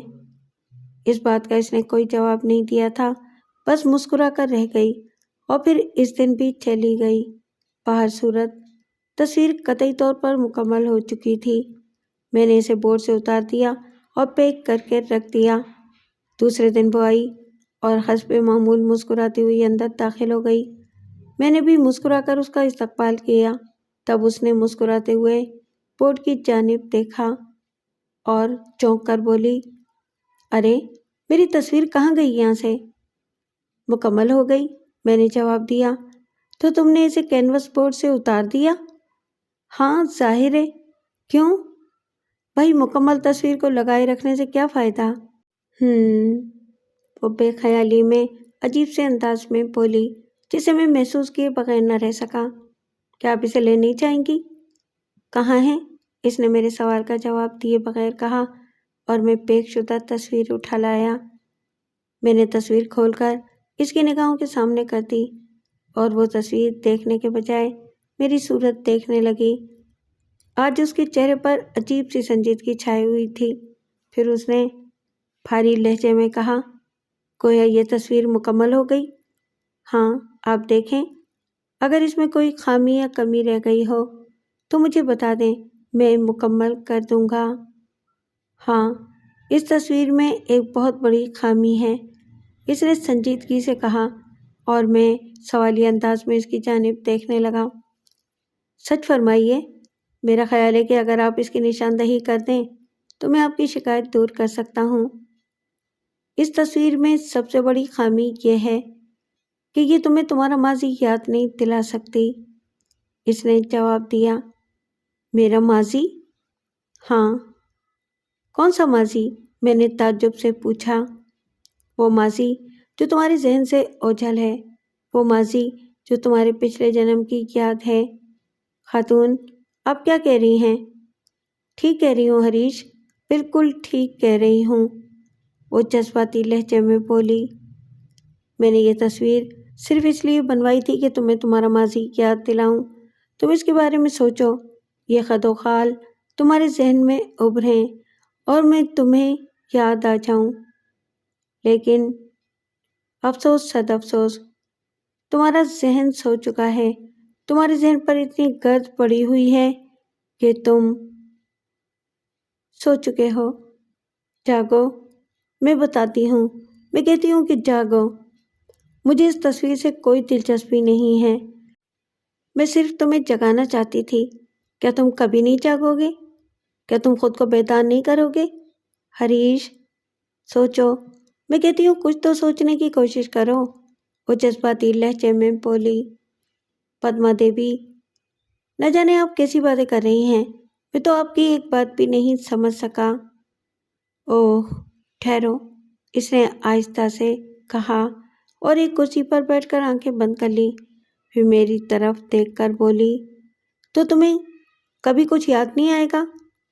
آپ مجھے کیا یاد دلانا چاہتی ہیں، یہ آج تک میری سمجھ میں نہیں آیا، میں نے کسی قدر جھنجھلا کر کہا۔ ہاں، اس نے گہری سانس لی، میں تمہیں صرف یہ یاد دلانا چاہتی ہوں کہ تم کبھی ہریش تھے۔ پدما دیوی، کیا آپ آواگون کے کسی مسئلے کو چھیڑنا چاہتی ہیں؟ نہیں، لیکن میں تمہیں یہ یاد دلانا چاہتی ہوں کہ تم ہریش ہو۔ پدما دیوی، میں جانتا ہوں کہ میں ہریش نہیں، شکیل ہوں، اور آپ آواگون کے مسئلے کو چھیڑ رہی ہیں، لیکن میں یہ عرض کرنا ضروری سمجھتا ہوں کہ آواگون آپ کا عقیدہ ہے، ہمارا نہیں۔ میرا مذہب دوسرا ہے، آپ کا مذہب دوسرا ہے، اور اس لحاظ سے آپ اگر آواگون کے سلسلے میں مجھے متاثر کرنا چاہتی ہیں تو میں آپ سے معذرت کروں گا کہ ایسی بات نہیں ہے۔ میں بچہ نہیں ہوں، مضبوط عقیدوں پر میری زندگی کی اساس رکھی گئی تھی۔ ایسی صورت میں جب میں اس قدر پختہ ہوں تو مجھے میرے عقیدے سے کیسے متزلزل کر سکتی ہو؟ اور پھر اگر ایک عورت کی حیثیت سے آپ مجھ پر کوئی تاثر چھوڑنا چاہتی ہیں تو میں اس کے لیے بھی معافی کا خواستگار ہوں، کیونکہ میں شادی شدہ ہوں، میں اپنی بیوی سے بے انتہا پیار کرتا ہوں۔ اس صورت میں میری درخواست ہے کہ آپ اس سلسلے کو ختم کر دیں۔ وہ میری باتیں سنتی رہی اور اس کے چہرے پر مایوسیاں امنڈتی رہیں۔ ہریش، ہریش، مجھے اتنا مایوس نہ کرو، مجھے اتنا مایوس نہ کرو ہریش کہ میں خودکشی کر لوں، میں یہ سنسار چھوڑ دوں ہمیشہ کے لیے، اور پھر بھگوان سے پرارتھنا کروں کہ وہ مجھے کوئی دوسرا جنم نہ دے۔ میں اس کے بعد جنم لے کر کیا کروں گی؟ میں تمہاری دیوانی ہوں ہریش، میرا نام پدما ہے اور تم پدما کے ہریش ہو۔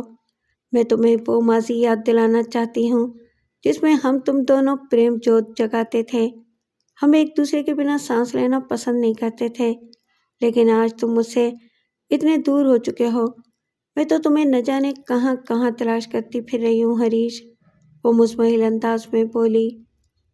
پدما دیوی، میں ایک بار پھر معذرت خواہ ہوں، یہ آپ کا عقیدہ ہے، میرا نہیں۔ ہم لوگ دوسرے انداز میں سوچتے ہیں، ہم صرف ایک بار پیدا ہوتے ہیں اور مر جاتے ہیں، فنا ہو جاتے ہیں، ہمارے ہاں کسی دوسرے جنم کا تصور نہیں ہے، اس لیے مجھے افسوس ہے کہ میں آپ کی باتوں سے متاثر نہیں ہو سکا، اور براہ کرم آپ ان خیالات کو ذہن سے نکال دیں، میں آپ کو ہمدردی کے سوا کیا دے سکتا ہوں؟ نہیں ہریش، تم مجھے اپنا پریم دو گے، ہریش تم میرے ساتھ چلو گے، ہم دونوں ساتھ ساتھ مر جائیں گے، اس امید میں کہ جب دوسرا جنم میں ہم اس سنسار میں آئیں گے تو یکجا ہو جائیں گے۔ میں تمہارے ساتھ رہنا چاہتی ہوں ہریش، تمہاری قربت چاہتی ہوں۔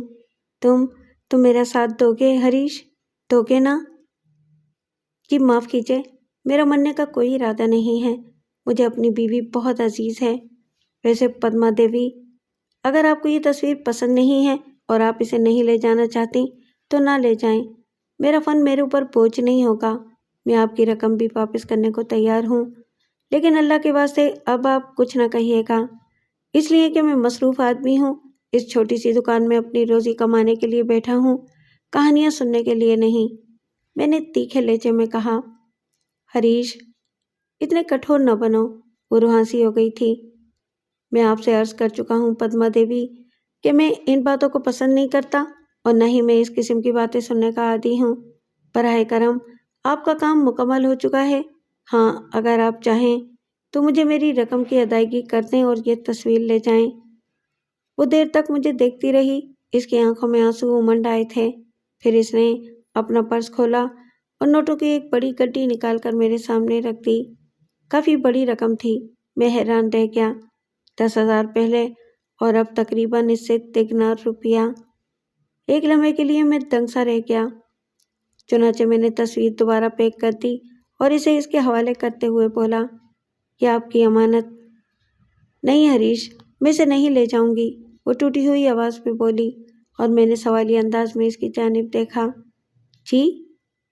ہاں، اسے اپنے پاس رکھ لو، اسے اپنے پاس رکھو، اور اسے دیکھ کر کبھی یاد آؤں تو اپنا ماضی یاد کر لینا، اور اگر میں تمہیں یاد آ جاؤں تو مجھے آواز دے لینا، میں تم سے زیادہ دور نہ ہوں گی، اس نے کہا اور واپس جانے کے لیے مڑ گئی۔ دیکھیں پدما دیوی، یہ میرے اوپر بوجھ بن جائے گی، میں چاہتا ہوں کہ جس چیز کے پیسے وصول کر چکا ہوں وہ اس کے مالک کے حوالے کر دوں۔ اس نے گھوم کر میری طرف دیکھا اور باہر نکل گئی۔ میرے سوال کا اس نے کوئی جواب نہیں دیا تھا۔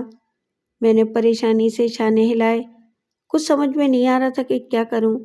باہر صورت حالات جس انداز میں میرے سامنے آئے تھے وہ سمجھ میں نہ آنے والے تھے، لیکن مجھے کیا، رقم وصول ہو گئی تھی، اور اگر وہ پاگل ہے اور دیوانگی کی حرکتیں کر رہی ہے تو میرا بگڑتا بھی کیا ہے۔ چنانچہ میں نے تصویر کو پیک کر کے احتیاط سے رکھ دیا، رقم میں نے جیب میں ڈال لی تھی، اور اب میرے حواس قابو میں نہیں تھے۔ اتنی بڑی رقم تھی کہ اس سے میں بے شمار کام نکال سکتا تھا، اور یہ حقیقت ہے کہ وہ رقم میرے مستقبل کے لیے بہت بڑا سہارا تھی۔ میں نے بڑے بڑے منصوبے بنائے اور اپنے اسٹوڈیو کی نئی تعمیر شروع کر دی۔ میں نے اسٹوڈیو میں توسیع کر رہا تھا، تب میں نے کچھ اور زمین خرید لی اور اس کی تعمیر شروع کرا دی۔ روزانہ پدما کا انتظار کرتا کہ ممکن ہے وہ اب آئے، لیکن وہ نہ آئی۔ تصویر میں نے احتیاط سے رکھ دی تھی، ایک بار بھی میں نے اسے کھول کر نہیں دیکھا۔ جب مجھے اس سے دلچسپی نہیں تھی تو میں بار بار اسے دیکھنے کی کوشش کیوں کرتا؟ میرا کام کچھ اور توسیع پا گیا تھا۔ اسٹوڈیو میں نے کافی بڑا کروا لیا تھا اور اب اس میں کچھ اور شعبے بھی قائم کر لیے تھے جن میں فوٹوگرافی بھی شامل تھی۔ اس طرح میرا کاروبار وسعت پانے لگا۔ بلا شبہ اس میں پدما کی اعانت بھی شامل تھی، لیکن وہ لڑکی جو کچھ چاہتی تھی میں وہ کر نہیں سکتا تھا۔ البتہ جب مجھے اس کا خیال آتا تو میں سخت حیران ہو جایا کرتا تھا۔ اس واقعے کے تقریباً 6 ماہ بعد ایک شام جب میں اسٹوڈیو کے کمرے میں بیٹھا تھا تو کسی نے بیل بجائی اور چپراسی نے اندر جھانکا۔ صاحب، ایک بیوی جی ملنے آئی ہیں، اس نے کہا۔ بھیج دو، میں نے جواب دیا، اور چند ساعت کے بعد وہ ایک خوبصورت ساڑی میں ملبوس اندر آ گئی۔ ناممکن تھا کہ میں پدما کو پہچان نہ سکتا، البتہ اتنے دن کے بعد اسے دیکھ کر مجھے حیرت ہوئی تھی۔ وہ اندر آ کر کھڑی ہو گئی۔ تشریف رکھیے۔ پہچانے بھی نہیں؟ وہ کرسی پر بیٹھ گئی۔ کیوں نہیں؟ پر تمہارے لہجے میں اتنی اجنبیت ہے۔ آپ کا احساس ہے پدما دیوی، ورنہ ایسی کوئی بات نہیں۔ پورے 6 مہینے ہو گئے۔ ہاں، آپ کی امانت میرے پاس موجود ہے۔ تم نے اسے پھر کبھی دیکھا؟ اتنی مصروفیت ہے کہ اس کی فرصت ہی نہیں ملتی۔ بڑے کٹھور ہو، لیکن کیا یہ میرے ساتھ انائے نہیں ہے؟ نہیں۔ کیوں؟ اس لیے کہ روز اول ہی میں نے آپ کو بتایا تھا کہ میں آپ کے جذبات کی پذیرائی نہیں کر سکتا، میرے اپنے مسائل ہیں۔ لیکن یہ میرا اپمان ہے، میں نے تمہیں موقع دیا تھا۔ اس بار اس کا لہجہ بدلا ہوا تھا۔ زبردستی تو کوئی کسی کو پیار نہیں کر سکتا۔ تم نے میرے بارے میں کبھی سوچا ہی نہیں؟ میں تو خود بھی یہ بات آپ کو بتا چکا ہوں۔ یہ نہ بھولو ہریش کہ میں اس اپمان کا بدلہ بھی لے سکتی ہوں۔ براہ کرم آپ مجھے پریشان نہ کریں۔ مان جاؤ ہریش، مجھے غصہ نہ دلاؤ۔ خاتون، میرا وقت بہت قیمتی ہے، میں چاہتا ہوں آپ اپنی امانت لے جائیں۔ اگر میرے لیے اور کوئی خدمت ہو تو ٹھیک ہے، میں جا رہی ہوں، لیکن میں تمہیں محبت کرنے پر مجبور کروں گی۔ میں تمہیں سب کچھ یاد دلا دوں گی۔ اب میری آن کا سوال ہے۔ میں تیار ہوں۔ تو سنو مصور، تم ایک مصور کی حیثیت سے خاصی شہرت پا چکے ہو، لیکن اب تمہاری یہ شہرت گمنامی کی گڑھوں میں جا پڑے گی۔ سنو، تم تصویر ضرور بناؤ گے، لیکن آج کے بعد تم صرف میری تصویر بناؤ گے، صرف میری، اس نے کہا اور باہر نکل گئی۔ میں استہزائی انداز میں مسکرانے لگا۔ نہ جانے کیا سمجھتی ہے خود کو، احمق کہیں کی، لیکن ذہن بھی تھوڑا سا مقدر ضرور تھا، اور اس کے بعد جو کچھ ہوا وہ واقعی پریشان کن تھا۔ ایک بہت بڑی سیٹھ صاحب کی صاحبزادی اپنا اسکیچ بنوانے تشریف لائیں۔ بہت بڑی اسامی تھی اور بڑی رقم کی پیشکش کر گئی، اور میں کام کرنے کے لیے تیار ہو گیا۔ اس کا نام عظمیٰ تھا۔ پہلے دن میں نے اس کا پینسل اسکیچ بنایا اور اسے پوری طرح مطمئن ہو گیا۔ دوسرے دن میں نے باقی کام شروع کر دیا۔ کوئی خاص بات نہیں تھی۔ تیسرے دن خاتون کا کام ختم ہو گیا اور میں نے اپنا کام شروع کر دیا، لیکن کوئی غیر معمولی بات نہ ہوئی، اور پھر 5 دن کی مسلسل محنت کے بعد میں نے اس شاہکار کو آخری ٹچ دیا اور اپنے کام سے فارغ ہو گیا۔ مکمل طور سے مطمئن ہونے کے بعد میں نے تصویر کو ڈھک دیا اور فون پر عظمیٰ سے کہا، اس کی تصویر تیار ہے۔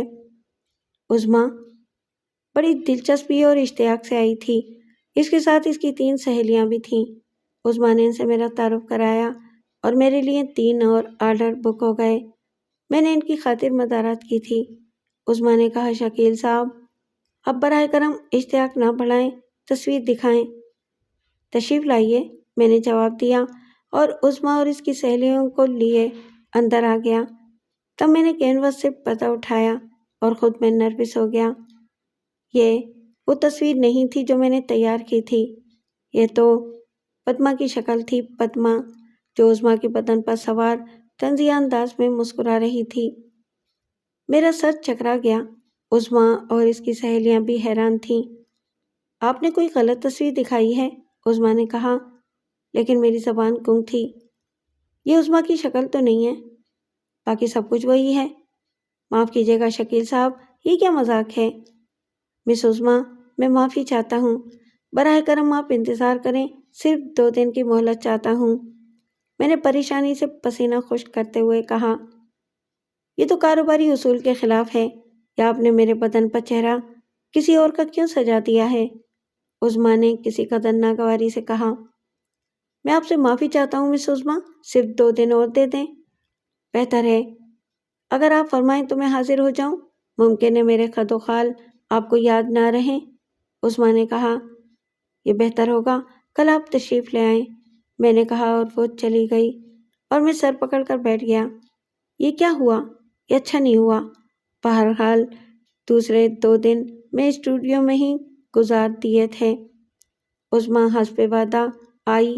میں نے صرف اس کا چہرہ اسکیچ کیا تھا اور پھر دن بھر بہت مصروف رہا تھا۔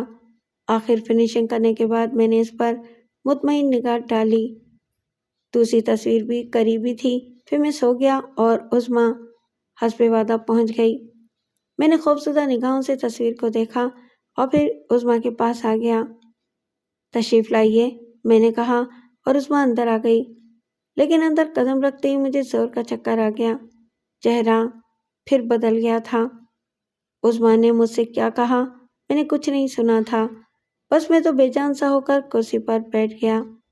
بہرحال اس کے بعد عظمیٰ تیار نہ ہوئی، اس کا ایڈوانس واپس کرنا پڑا، اس کی سہیلیوں کے آرڈر بھی کینسل ہو گئے، اور اس کے بعد میری بربادی کا دور شروع ہو گیا۔ کوئی تصویر بھی بنائی اس میں پدما نمایاں ہو جاتی تھی۔ بات صرف زنانہ تصویر کی نہیں تھی، بلکہ کئی مردوں کی تصویریں بنائیں، ان کی بھی ایسی ہی کیفیت ہوئی۔ کئی بار جھگڑے تک نوبت آ گئی۔ مجھے پدما کے وجود سے نفرت ہو گئی۔ اسٹوڈیو میں مکھیاں بھنکنے لگیں۔ اب کوئی ادھر کا رخ نہیں کرتا تھا۔ مجھے پدما کا انگ لگ گیا تھا۔ حالات جس انداز میں بنے تھے اسی رفتار سے بگڑنے لگے۔ کوئی کام ہی نہیں آتا تھا۔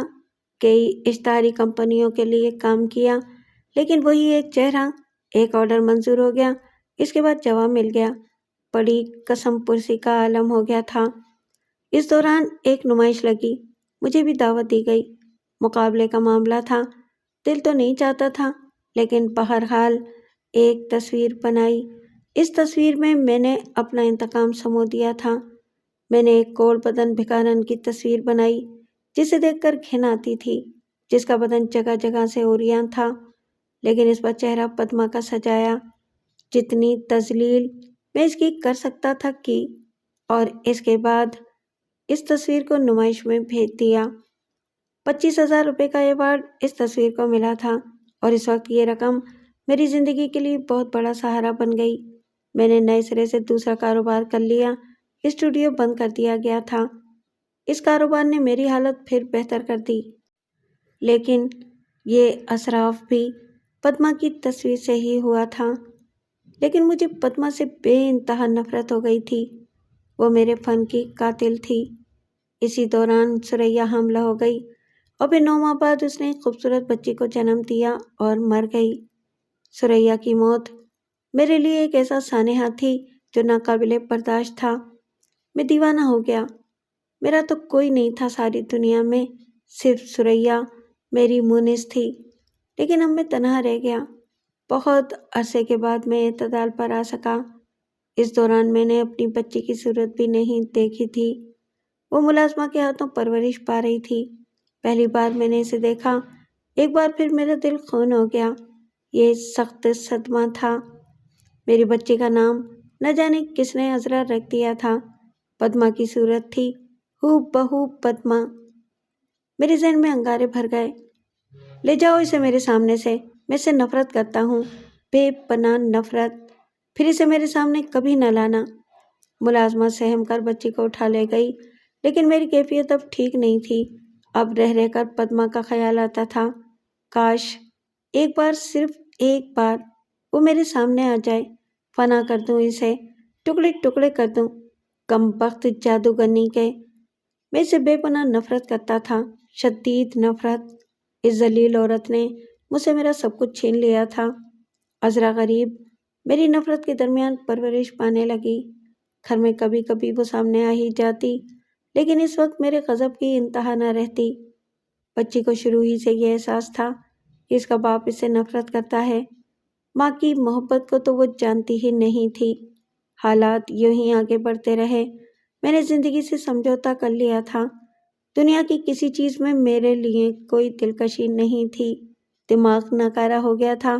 اس کے بعد میں نے کبھی کوئی تصویر نہیں بنائی تھی۔ خوش بختی سے کاروبار چل رہا تھا، جس کی وجہ سے مالی پریشانی نہیں تھی، لیکن خود میری زندگی ایک مستقل دکھ بن کر رہ گئی تھی۔ اور عذرا سے بھی مجھے کوئی خاص محبت نہیں تھی۔ بس اگر کبھی وہ سامنے آ جاتی تو ساری محبت خاک میں مل جایا کرتی تھی۔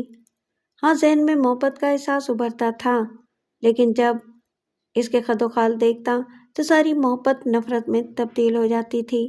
وہ بنی بنائی پدما تھی۔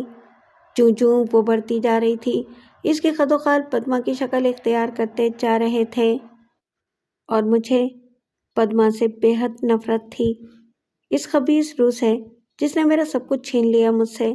میری ثریا چھین لی تھی۔ ثریا میری عمر بھر کی ساتھی تھی، میری مونس و غمخوار۔ ثریا کے بارے میں جب بھی سوچتا تو پدماوتی سے میری نفرت شدید تر ہو جاتی تھی، لیکن جب کبھی تنہائیوں میں سوچتا تو مجھے احساس ہوتا تھا کہ بیچاری عذرا کا کیا قصور۔ یہ تو میرے ذہن کا قصور تھا، یہ تو میری نفرت تھی جو پدما کے لیے تھی۔ پھر یہ نفرت عذرا کو کیوں ملے؟ لیکن میں مجبور تھا۔ جب بھی عذرا میرے سامنے آتی تو مجھے پدما یاد آ جاتی اور میری مٹھیاں بھیج جاتی۔ مجھے اس سے بے پناہ نفرت کا احساس ہوتا تھا، اور اب تو عذرا 3 سال کی ہو چکی تھی۔ اس کی معصوم زندگی میں محرومیاں ہی محرومیاں تھیں، اس لیے وہ بہت زیادہ حساس تھی، اور اس چھوٹی سی عمر میں وہ بڑی سنجیدہ باتیں کرتی تھی۔ ایک شام کو میں لان پر خاموش بیٹھا ہوا تھا کہ عذرا ایک خوبصورت سی فراق میں ملبوس دوڑتی ہوئی میرے پاس آ گئی۔ شاید اس نے مجھے دیکھا نہیں تھا، وہ بس یوں ہی ایک تتلی کے پیچھے دوڑ رہی تھی، اور اس طرح وہ اچانک میرے سامنے پہنچ گئی تھی۔ معصوم چہرے پر ایک لمحے کے لیے خوف کے تاثرات منڈائے، اور مجھے ایک عجیب سا احساس ہوا۔ یہ خوف اس کے چہرے پر کیوں؟ میری بچی، میری بیٹی اور باپ سے اس طرح خوف زدہ؟ ایک لمحے کے لیے میرے دل میں ایک عجیب سا تاثر ابھرا، لیکن پھر عذرا کے خد و خال، اس کی نگاہیں، اس کے ہونٹ، اس کے چہرے پر مجھے پدما کی جھلکیاں محسوس ہوئیں، اور میں سنبھل گیا۔ وہ میرے سامنے کھڑی ہو گئی تھی۔ ابو، اس نے آہستہ سے کہا، لیکن فاصلہ کافی رہا تھا۔ کیا بات ہے؟ ابو، ہم غلطی سے آپ کے سامنے آ گئے، اس نے معصومیت سے کہا، اور میرے دل کو ایک عجیب سا احساس ہوا۔ ابو، آپ ناراض تو نہیں ہوئے؟ نہیں۔ ابو، آپ کو تتلی پکڑنی آتی ہے؟ نہیں، ہمیں آتی ہے، اس نے کہا، اور ایک عجیب سا احساس اس کے چہرے سے ٹپکنے لگا، جیسے اسے شدید خواہش ہو کہ وہ مجھ سے باتیں کریں۔ حالانکہ اس کے مواقع بہت کم نصیب ہوتے تھے، لیکن بہر صورت اسے جب بھی موقع ملتا تھا وہ میرے قریب آنے کی کوشش کرتی تھی، اور میری نفرت کا شکار ہو کر پیچھے ہٹ جاتی تھی۔ ابو، کیا میں آپ کے لیے تتلی پکڑوں؟ اس نے پوچھا۔ نہیں عذرا۔ کیوں؟ عذرا، میں نے اسے سرزنش کی، اور وہ ایک دم سے سنجیدہ ہو گئی۔ وہ چہرہ جو کھل اٹھا تھا ایک دم سے مرجھا گیا تھا، اور اس کی یہ مرجھاہٹ مجھے پسند نہ آئی۔ اس نے گردن جھکا لی اور واپس پلٹ پڑی۔ تب میں نے اسے آہستہ سے آواز دی، عذرا۔ جی ابو۔ وہ جلدی سے چونک کر پلٹی، چہرے پر امید و بیم کی کیفیت تھی، جیسے میں اسے بلا لوں گا اور شاید سینے سے لگا لوں گا۔ وہ میری طرف دیکھ رہی تھی اور میں اس کی طرف دیکھ رہا تھا۔ میرے ذہن میں عجیب سے جوار بھاٹے اٹھ رہے تھے۔ بلا شبہ وہ پدما کی شکل تھی، لیکن پدما تو نہیں تھی۔ پھر اس کے ساتھ یہ رویہ مناسب نہیں تھا۔ ثریا کی روح کو کس قدر تکلیف ہوتی ہوگی، ثریا جس نے زندگی کے ہر کٹھن راستے پر میرا ساتھ دیا، اور جو میری زندگی کی رازدار تھی، اور میں نے اس کی ایک ننھی سی امانت کے ساتھ کیا سلوک کیا تھا۔ میرے جذبات پھٹ پڑے۔ کیسی سنگ دلی کا مظاہرہ کرتا رہا ہوں میں اب تک؟ یہ کوئی اچھی بات تو نہیں تھی۔ ابو، عذرا میری خاموشی سے تنگ آ کر بولی۔ یہاں آؤ عذرا، میں نے کہا، اور وہ جھجکتے ہوئے قدموں سے میرے نزدیک پہنچ گئی۔ جی ابو۔ بیٹے، میں تمہارا کون ہوں؟ ابو، میں تمہیں اچھا لگتا ہوں؟ بہت اچھے لگتے ہیں ابو، سب سے اچھے لگتے ہیں، اس نے کہا، اور اسے میں نے اپنی آغوش میں لے لیا۔ اتنا بھیچا، اتنا پیار کیا کہ عذرا نڈھال ہو گئی۔ اس نے اپنی ننھی ننھی سفید باہیں میرے گردن میں ڈال کر خود بھی مجھے بھینچ لیا تھا۔ مجھے معاف کر دینا عذرا، میری بچی، مجھے معاف کر دینا۔ میں نے تمہارے ساتھ بہت برا سلوک کیا ہے۔ میری آنکھوں سے آنسو بہہ رہے تھے۔ ابو، کیا بات ہے ابو؟ کچھ نہیں بیٹے، بس کچھ نہیں۔ تم بھی مجھے بہت اچھی لگتی ہو، ساری دنیا میں سب سے زیادہ اچھی۔ میں تمہیں چاہتا ہوں، اور اب میں ساری کسر پوری کر دوں گا۔ دیکھوں گا وہ کم بخت میرا کیا بگاڑتی ہے۔ اور بلا شبہ اس دن کے بعد میں نے اپنی زندگی عذرا کے لیے وقف کر دی۔ سارے ملازم حیران رہ گئے تھے، اور عذرا، خوشی اس کی آنکھوں سے پھوٹتی تھی، اسے جیسے کوئی بہت بڑی نعمت مل گئی ہو۔ ان حالات کا جمود توڑنے کے لیے میں نے سیر و سیاحت کا پروگرام بنایا، تیاریاں کی، اور پھر نکل گیا۔ معصوم روح میرے ساتھ تھی، اور زندگی کے انبساط سے پوری طرح لطف اندوز ہو رہی تھی۔ ابو، ایک دن اس نے پوچھا۔ ایک بات بتائیے۔ جی بیٹے، پہلے آپ ہم سے بولتے ہی نہیں تھے۔ بس پاگل ہو گیا تھا بیٹے۔ اوہ، اب تو ٹھیک ہو گئے؟ ہاں بیٹے، اب تو ٹھیک ہو گئے، میں نے جواب دیا اور اسے سینے سے لگا لیا۔ ایک انوکھا سکون تھا اس لمس میں۔ مری میں میری ملاقات ڈاکٹر کپاڈیا سے ہوئی۔ ایک خوش اخلاق اور جلد بے تکلف ہو جانے والا نوجوان تھا وہ، جو اپنی منگیتر کے ساتھ سیر کرنے آیا ہوا تھا۔ اس کی منگیتر مریم نے عذرا سے بہت زیادہ محبت کا اظہار کیا، بلکہ عذرا ہی ہم لوگوں میں تعلقات کا باعث بن گئی تھی۔ بڑی پیاری بچی ہے مسٹر شکیل، اس سے جدا ہونے کو دل ہی نہیں چاہتا، ایک دن اس نے کہا تھا اور میں مسکرا دیا تھا۔ بہرحال بعد میں معلوم ہوا کہ ڈاکٹر کپاڈیا نے جرمنی میں پلاسٹک سرجری کا کورس بھی کیا ہے، اور یہ سن کر میرے ذہن میں عجیب سی کلبلاہٹیں ہونے لگیں۔ ایک دن میں نے اس سے کہا، ڈاکٹر کپاڈیا، میں آپ سے ایک بات کرنا چاہتا ہوں۔ جی فرمائیے۔ آپ کو یقیناً تعجب ہوگا ڈاکٹر، لیکن میری زندگی سے ایک بڑا المیہ وابستہ ہے، اور اتفاق سے آپ سے ملاقات ہو گئی ہے۔ فرمائیے، مجھے آپ کے کام آ کر خوشی ہوگی۔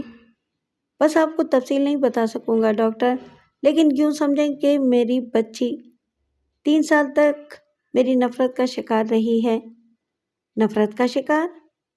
ہاں، اپنی پیدائش سے لے کر اب تک، اور اس کی وجہ اس کے خد و خال ہیں۔ اوہ، ڈاکٹر نے حیرت سے کہا۔ ہاں ڈاکٹر، یہ خد و خال ایک ایسی شخصیت کے ہیں جس سے میں بے انتہا نفرت کرتا ہوں، اور اس نفرت کا شکار یہ بچی رہی ہے۔ یہ صورت اب بھی میرے ذہن میں چبھتی ہے۔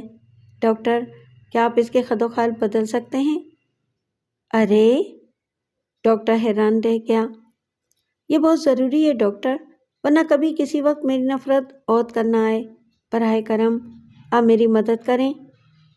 مجھے کوئی اعتراض نہیں ہے، لیکن بڑی پیاری شکل و صورت ہے اس کی۔ آپ یقین کریں، مجھے انتہائی دکھ ہوگا اگر میں اس کے خد و خال بدل دوں۔ ڈاکٹر، یہ آپ کے ہاتھ کی بات ہے، آپ چاہیں تو اسے اس سے حسین خد و خال دے سکتے ہیں، لیکن یہ اس بچی کی زندگی کے لیے بے حد ضروری ہے کہ آپ اس کی شکل بدل دیں، جس طرح بھی ہو، جہاں تک ہو۔ میں نے ڈاکٹر کپاڈیا سے کہا، اور وہ کچھ سوچنے لگا۔ تب ڈاکٹر نے کہا، ٹھیک ہے مسٹر شکیل، مجھے کوئی اعتراض نہیں ہے، ہم واپس چلیں گے، اور اس کے بعد میں اسے اپنے اسپتال میں داخل کر لوں گا، اور اس ملک میں میرا پہلا کام یہی ہوگا، ڈاکٹر نے کہا۔ میں نے ڈاکٹر کپاڈیا کا خلوص دل سے شکریہ ادا کیا تھا۔ لیکن ایک اور بات ہے مسٹر شکیل، کپاڈیا نے کہا۔ کیا؟ اس بچی کے ذہن پر اپنے خد و خال کی تبدیلی کا کوئی اثر نہ ہوگا؟ ابھی اس کی عمر کم ہے ڈاکٹر کپاڈیا، اس لیے اسے احساس ہی نہ ہوگا، لیکن جو نقصان وہ اپنے اس خد و خال سے اٹھائے گی، اس سے محفوظ ہو جائے گی، میں نے جواب دیا۔ بہتر، ڈاکٹر کپاڈیا نے کہا۔ باہر صورت، ڈاکٹر کپاڈیا نے مجھ سے اتفاق کر لیا تھا، اور یہ بات ہمارے درمیان طے پا گئی تھی کہ ہم واپس چل کر یہ کام بھی انجام دے لیں گے۔ تھوڑے دنوں کے بعد میں مری سے واپس آ گیا۔ ڈاکٹر کپاڈیا اور اس کی منگیتر مریم بھی میرے ساتھ تھی۔ مریم نے بھی اس بات پر حیرانی کا اظہار کیا تھا کہ بچی بہت خوبصورت ہے، خد و خال بدلنے سے کہیں بدصورتی نہ ہو جائے، لیکن ڈاکٹر کپاڈیا نے کہا تھا کہ میں اسے پہلے سے بھی زیادہ خوبصورت بنا دوں گا۔ مریم، تو میرے فن کو چیلنج مت کرو۔ واپس آنے پر ڈاکٹر کپاڈیا نے عذرا کو اپنے کلینک میں داخل کر لیا۔ وہ اس کی پلاسٹک سرجری میں مصروف ہو گیا تھا، اور مجھے عذرا کا شدید احساس تھا، کیونکہ وہ بہت چھوٹی سی بچی تھی۔ معصوم بچی کو اتنی تکلیف میری وجہ سے اٹھانا پڑ رہی تھی، لیکن یہ اس کی زندگی کے لیے بہت ضروری تھا، اور میرے لیے بھی بہت ضروری تھا۔ بمشکل تمام مجھے اس کا موقع ملا تھا۔ اب اگر اس کے خد و خال بھی تبدیل ہو جاتے تو یہ اچھا ہی تھا۔ تقریباً 1 ماہ تک عذرا ڈاکٹر کپاڈیا کے کلینک میں رہی، اور ڈاکٹر کپاڈیا اس میں مصروف رہا۔ تقریباً 1 ماہ کے بعد اس کی پٹی کھلی، اور بلا شبہ ڈاکٹر کپاڈیا نے جو کچھ کہا تھا وہی کر دکھایا۔ عذرا کے خد و خال بدل گئے تھے، اور وہ بے حد خوبصورت نظر آنے لگی تھی۔ بلا شبہ وہ کپاڈیا کے فن کا کمال تھا۔ اس نے عذرا کو جو حسن بخشا تھا وہ بے مثال تھا۔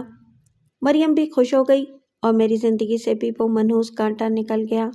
وقت گزرتا رہا، اور پھر ایک شام جب موسلادھار بارش ہو رہی تھی، عذرا آیا کے ساتھ کہیں گئی ہوئی تھی کہ ایک ملازم نے اطلاع دی، صاحب ایک بیگم صاحبہ آئی ہیں، بھیج دو۔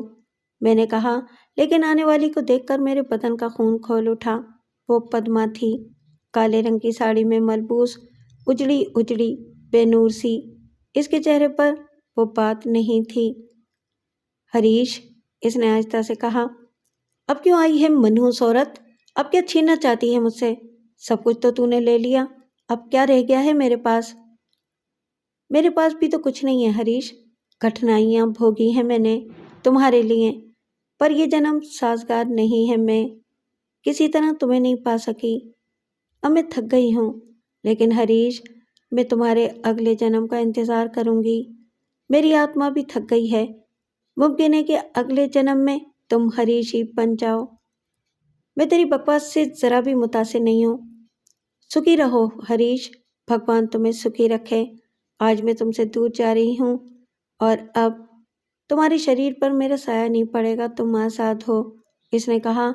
بادل زور سے گرجے اور اس کے چہرے پر خوف و ہراس پھیل گیا۔ میں آ رہی ہوں بھگوان، میں آ رہی ہوں۔ اچھا ہریش، اگلے جنم تک کے لیے الوداع۔ اس کا بدن لرزنے لگا اور پھر میں نے ایک ناقابل یقین منظر دیکھا۔ اس کا بدن راکھ بن کر بکھرتا جا رہا تھا اور تھوڑی دیر کے بعد راکھ کا ایک ڈھیر پڑا رہ گیا جسے ہوا نے آہستہ آہستہ منتشر کر دیا، اور اس طرح ایک بری روح سے میرا پیچھا چھوٹ گیا۔ یہ واقعہ آج بھی مجھے یاد ہے، لیکن آواگون کے مسئلے کا آج بھی میں قائل نہیں ہوں۔